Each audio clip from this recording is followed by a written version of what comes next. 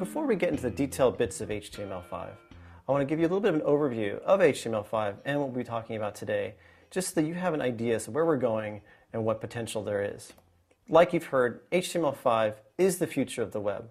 As far as XHTML and XML and other attempts to evolve the web, these have all really converged now, and everyone that was working on those is pretty much working towards making HTML5 work. So that's where I would say we need to focus all of our efforts and energies on. Second, it's the easiest HTML to get started with. So if you're a beginner, I really encourage you to try out the samples and examples that I'll be demonstrating in this video tutorial, and you'll be surprised at how easy it is to get started. Third, it's the most powerful HTML ever.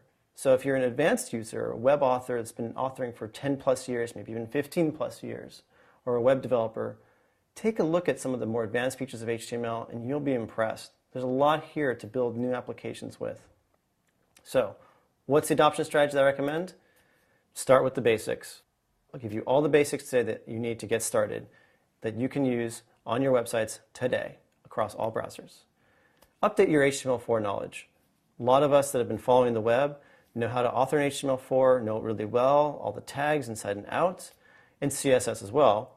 But the key here is that there are just enough changes from HTML4 to HTML5 in some of those tags that you've been using year in and year out. You really need to pay attention to these changes.